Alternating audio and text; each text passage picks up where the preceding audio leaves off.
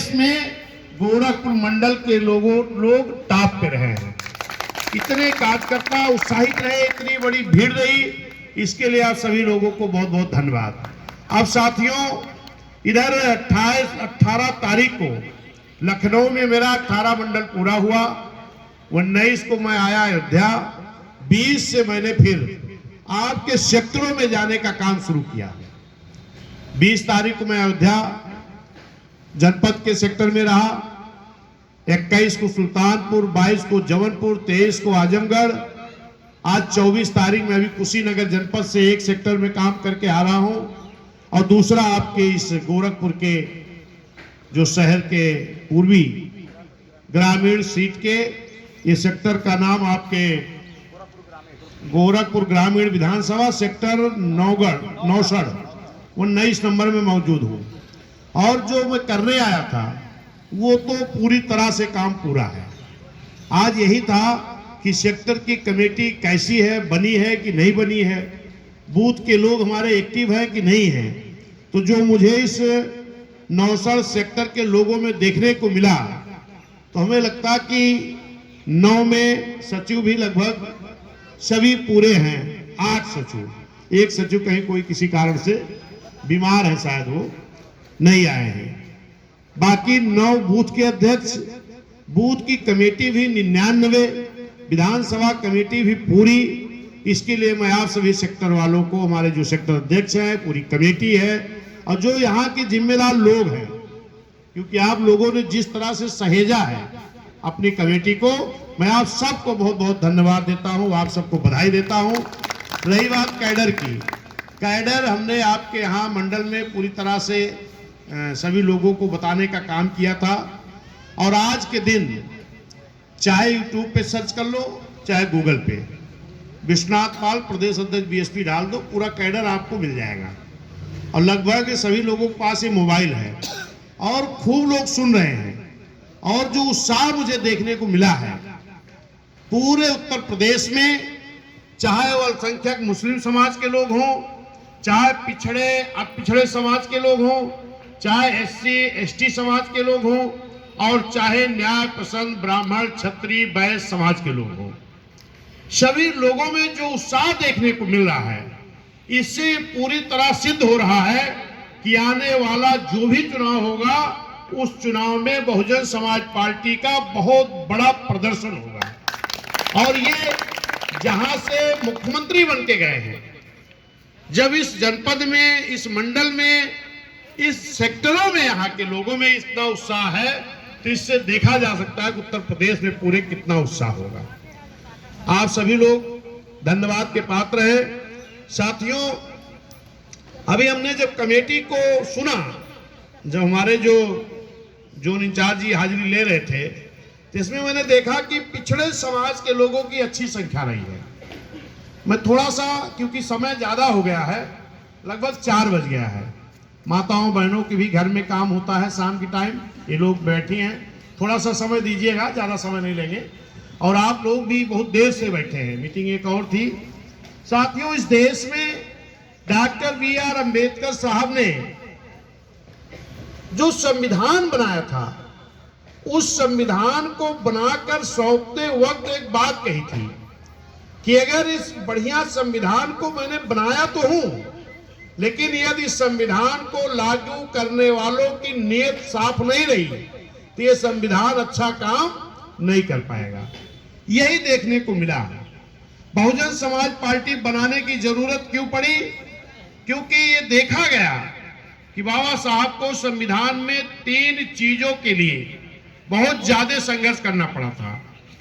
एक तो हमारी माताओं बहनों को, बेटियों को इस भारत देश में चाहे जिस जाति की महिलाएं रही हों, इनको पढ़ने लिखने का अधिकार नहीं था।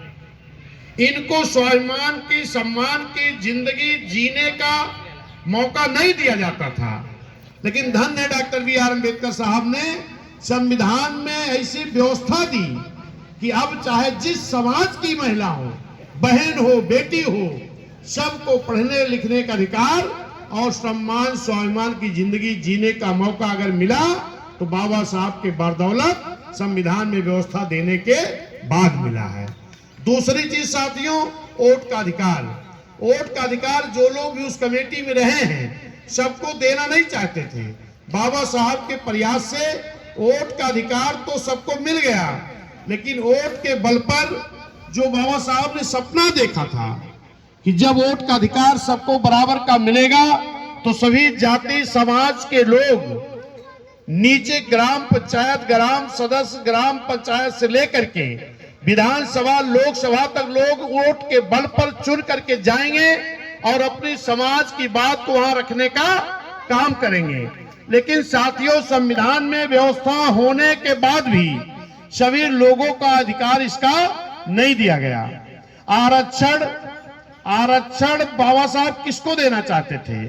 जो लोग आर्थिक रूप से, सामाजिक रूप से, शैक्षिक रूप से, यानी हर तरह से जो पिछड़े थे उनको बाबा साहब आरक्षण देना चाहते थे।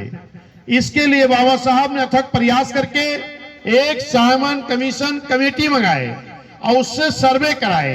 लेकिन मेरे पिछड़े समाज के लोगों, जब सर्वे कमेटी आई तो बाबा साहब दिन भर सर्वे कमेटी के साथ में रहते थे और रात में पिछड़ों के मोहल्लों में जाते थे कि कल आप लोग भी सर्वे कमेटी को अपनी पूरी बात बता देना ताकि आपको भी पूरा आरक्षण मिल जाए। लेकिन साथियों, जिन लोगों ने बाबा साहब की बात को माना वही लोग सूची में दर्ज हो गए। अनुसूचित जाति जनजाति के नाम से ये एससी में शामिल हो गए। जिन लोगों ने बाबा साहब की बात को नहीं माना, अपने दुश्मनों की बात को माना, वो क्या रह गए? पिछड़े के पिछड़े। वही है ओबीसी। निषाद हो, यादव हो, पटेल हो, कुर्मी हो, गडरिया हो, मुराई हो, बिंद हो, मल्लाह हो, नाई हो, बढ़ई हो, प्रजापति हो, चौहान हो, निषाद हो, लोनिया चौहान हो, आपके मौर्या हो, कुशवाहा हो, ये ओबीसी समाज के लोग हैं। लेकिन बाबा साहब ने आर्टिकल 340 के तहत संविधान में व्यवस्था तो दे दिया, लेकिन आरक्षण कब दिया गया इनको? 90 में। मैं थोड़ी थोड़ी बात बता रहा हूं, पूरा विस्तार से मैं आपको बता चुका हूं। 90 में। और आपके लिए जो बाबा साहब ने आर्टिकल 340 के तहत व्यवस्था दिया, क्योंकि उस वक्त तो बाबा साहब की बात तो आप लोगों ने माना नहीं। जब आर्टिकल 340 के तहत दिया तो फिर जब आपका सर्वे हुआ फिर से काका कालेरकर आयोग के हिसाब से, तो 55 में आपकी रिपोर्ट आ गई और लागू कब हुआ? 90 में। यानी जरा गौर करिए, तमाम हमारे यादव समाज के लोग भी यहाँ बैठे हैं, निषाद समाज के लोग हैं, हर पिछड़ी जाति के लोग हैं। आप लोग इस पे गौर करिए कि बाबा साहब के संविधान में व्यवस्था भी थी और आरक्षण देने के लिए रिपोर्ट भी आ गई। कब आ गई? 55 में। और आपको आरक्षण कब मिल रहा? 90 में। कितने साल? 35 सालों तक इस देश के हुकूमत करने वाले लोगों ने संविधान में व्यवस्था होने के बाद भी आपको आरक्षण देने का काम नहीं किया। यही मैंने अभी कहा था। क्या? कि बाबा साहब ने कहा था कि अगर नियत साफ करके इस देश के लोगों ने संविधान लागू नहीं किया तो संविधान में व्यवस्था होने के बाद भी आपका भला नहीं हो सकता। बीएसपी बनानी क्यों पड़ी? क्योंकि धन्य है मानवर कांसी राम साहब मान्य भाई ने देखा कि बाबा साहब संविधान बना के तो चले गए, संविधान में व्यवस्था भी दे गए, लेकिन इस देश की हुकूमत करने वाले बेईमान लोग इस देश में सारी सुविधाएं नहीं दे रहे हैं। तो मंडल कमीशन 90 में लागू कैसे हुआ? विस्तार पे नहीं जाएंगे, लेकिन यदि बहुजन समाज पार्टी, मानवर कांसीराम साहब, मान्य बहन जी अगर अथक प्रयास नहीं किए होते तो 35 साल बाद भी पिछड़ों को आरक्षण नहीं मिला होता। अगर मिला तो बहुजन समाज पार्टी, मानवर कांसीराम साहब, मान्या बहन जी के बदौलत मिला। इस चीज को हमारे ओबीसी पिछड़े समाज को कभी भूलना नहीं चाहिए। जिला पंचायत सदस्य यादव जी समझ लीजिए इस बात को, यह एहसान नहीं भूलना चाहिए। आज हम कहते हैं कि पिछड़ों की पार्टी है, वो पिछड़ों की पार्टी नहीं है, वो खाली कुछ लोगों की पार्टी है। एक क्षेत्रवादी पार्टी है और एक बिरादरी की, वो भी इधर की बिरादरी की नहीं, उधर की बिरादरी की। जब 5000 भर्ती हुई थी तो लिस्ट उठा के देख लेना, इधर के यादव लोग भी देखते रह गए थे, उनका नंबर नहीं लगा था। तो साथियों, बीएसपी एक ऐसी पार्टी है जो सबको पूरा हक अधिकार देना चाहती है। आपका आरक्षण कब लागू हुआ? 90 में, 35 साल बाद। आप आ जाइए वोट पे। वोट का अधिकार माननीय बाबा साहब ने वोट का अधिकार सबको बराबर का बड़ी मेहनत से दिया। और वोट पड़ना कब शुरू हुआ? 52 में। लेकिन पिछड़े समाज के लोगों, ये 52% आबादी तो है आपकी, लेकिन राजनीतिक भागीदारी आपकी कितनी थी?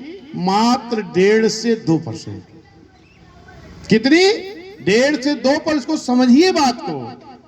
ये गांव गांव में पिछड़ों में चर्चा करिए कि जब 1952 में वोट पड़ना शुरू हुआ तो बीएसपी का गठन तो 84 में हुआ, माननीय साहब मान्य बहन जी ने किया। तो इस 84 तक जो 32 साल बीता, इस 32 सालों तक किन लोगों ने हमारे पिछड़ों का शोषण किया, उसका बदला लेने के लिए आप सबको बीएसपी के झंडे तले इकट्ठा होने की जरूरत है। ये बताना पड़ेगा आपको जगह जगह आकर के कि 32 साल कम होता, 32 साल फायदा होता, बच्चा जवान हो जाता है। 32 साल तक वोट का अधिकार भी था, राजनीतिक दल भी थे, लेकिन बीएसपी नहीं थी। आपका हिस्सा नहीं मिला। लोकसभा विधानसभा दूसरों को तो आपने वोट दे के भेज दिया, आपको जाने का मौका नहीं मिला। जब बहुजन समाज पार्टी 84 में बनी तो एक नहीं, दर्जनों लोग, यादव कई दर्जन, निषाद कई दर्जन, मौर्य कई दर्जन, पाल कई दर्जन, चौहान, प्रजापति, बढ़ई, विश्वकर्मा, लोहार, इन्हीं बीएसपी ने कहा कि हम जिनको मिलता था उनको भी देंगे और जिनको कभी नहीं मिला उनको भी देंगे, चाहे वो मुस्लिम समाज के लोग रहे, चाहे ब्राह्मण क्षत्रिय वैश्य समाज के लोग रहे। लेकिन एक चीज कहा कि जिसकी जितनी संख्या भारी उसकी उतनी हिस्सेदारी। ये देने का काम किसने किया? बहुजन समाज पार्टी, माननीय कांसी राम साहब मान्य बहन ने देने का काम किया। तो आज हमें सभी लोगों को एक होकर के चलना चाहिए। अभी आपने देखा था कुछ दिन पहले लाइन से सांसद 8-9 सांसद बीएसपी से खाली यादव जीत करके गए थे। चाहे रमाकांत यादव जी रहे हो, चाहे उमाकांत यादव जी रहे हो, चाहे मिस्सेन यादव जी रहे हो, चाहे भालचंद यादव जी रहे हो, चाहे बालेश्वर यादव जी रहे हो, चाहे डीपी यादव जी रहे हो, चाहे कैलाश नाथ यादव जी रहे हो। सही है गलत? तमाम लोग कहा चलो बिरादरी वाले में। अरे वो बिरादरी वाले में क्यों दूसरे के ना ही देखे चाहते? चाचा भतीजा बहुरिया, यकवा भतीजा यकवा चाचा, वही मिलके ओके चलावे चाहते। यहाँ सब समाज की भागीदारी हिस्सेदारी है। इसलिए मैं सभी समाज के लोगों से निवेदन करना चाहता हूं कि इस चुनाव में बढ़ चढ़कर हिस्सा लीजिए। दूसरी चीज आपने देखा कि अभी जो ये भाजपा है, जब मंडल कमीशन बीएसपी माननीय साहब मान्य बहन जी लागू करा रहे थे, तो जो बीपी सिंह की सरकार थी उससे भाजपा के लोगों ने इसलिए समर्थन वापस ले लिया था कि पिछड़ों को आरक्षण क्यों दे रहे हो। कौन? ये भाजपा के लोग। वरना आपका बहुत पहले लागू हो गया होता। और इधर फिर ये जो अभी पिछड़ों के आरक्षण की बात आई है, अगर ईमानदारी से भाजपा के लोग पिछड़ों को आरक्षण महानगर पालिका, नगर पालिका, टाउन एरिया, नगर पंचायत में दे दिए होते तो क्या किसी को कोर्ट जाने की जरूरत पड़ती? और कोर्ट जाने की जरूरत नहीं पड़ती तो आज जो ये नाटक कर रहे हैं भाजपा वाले कि हम फिर से पिछड़ों का सर्वे कराएंगे, फिर से आरक्षण देंगे। अरे भाई, पहले तो आपने दिया नहीं, अब नाटक कर रहे हो कि हम सर्वे कराएंगे। कौन सा सर्वे कराओगे? जब सर्वे करा करके मंडल कमीशन की रिपोर्ट नहीं लागू होने दे रहे थे, आप समर्थन वापस ले लिए थे, अब लागू कराओगे? बता दो बैकवर्ड समझदार हो गया है। अब ये तुम्हारे नाटक में आने वाला नहीं है। जितने भी बैकवर्ड के लोग हो, जो भी सीट हो, जहां नगर पंचायत की, नगर पालिका की, वार्ड की, सभासद की, पार्षद की, महापौर की, महानगर पालिका, सभी लोग एक हो जाओ। आज पूरा मुस्लिम समाज भी बड़ी तेजी में बहुजन समाज पार्टी की तरफ जुड़ने जा रहा है। पूरा पिछड़ा SC ST न्याय पसंद ब्राह्मण क्षत्रिय वैश्य समाज के लोग भी। अभी एक समाजवादी पार्टी के मुस्लिम सांसद हैं बर्क जी, जो कोई नए सांसद नहीं बने हैं, कई बार सांसद रहे हैं, कई बार विधायक रहे हैं, एक बड़े लीडर हैं, उम्र पूरी बीत गई है। उनके अनुभव को जरा पहचानिए। उन्होंने क्या कहा कि बिना बहन मायावती जी के, बिना बहुजन समाज पार्टी के, पिछड़ों का, अति पिछड़ों का, मुस्लिमों का, SC ST के लोगों का, न्याय पसंद ब्राह्मण क्षत्रिय वैश्य समाज के भी लोगों का भला इस देश में नहीं हो सकता। तो कोई आम आदमी तो बोला नहीं, एक अनुभव वाला आदमी बोला है। और ऐसे तमाम लोग जो समाजवादी में, 3 सांसद तो बचे हमें लगता है, 3 बचे हैं ना। और जो भाई